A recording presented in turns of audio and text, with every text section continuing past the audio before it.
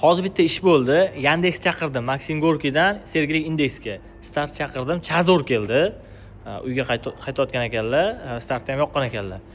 Chazorni yangi 25-yil 120 talik flagship $26,500 ga salondan oldim deyaptilar. Men miyam tormoz bo'lib qoldi. Yandex qotdilar.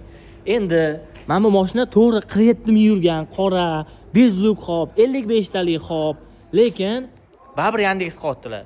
Undan ko'ra mana shu mashinani $18,500 ga olsalar yoki boshlang'ich to'lov $3,000 bilan olsalar, mana shu yaxshi variant emasmi? Sizlar kommentariyada yozinglar. Fikrim to'g'ri bo'lsa like bosinglar. Aniq bilaman, mana bu mashina orada $8,000 farq bor-da. Bu bilan o'sha yengini orasida $8,000 farq bor. Balki men tushunmayotgandirman. Yangi salondan masla mashina olib chiqib hali haydab ko'rmaganim uchun uni mazasini bilmasman. Bu meni o'zimning shaxsiy fikrim. Salondan mashina olish yomon demoqchi emasman. Qaysidir holatlarda yaxshi. Lekin bu mashina uchun menimcha yurganini arzonroq olish yaxshi. Chunki buni o'sha 2,5 ming yurganini 20 mingga ham topib bera olmayman-da.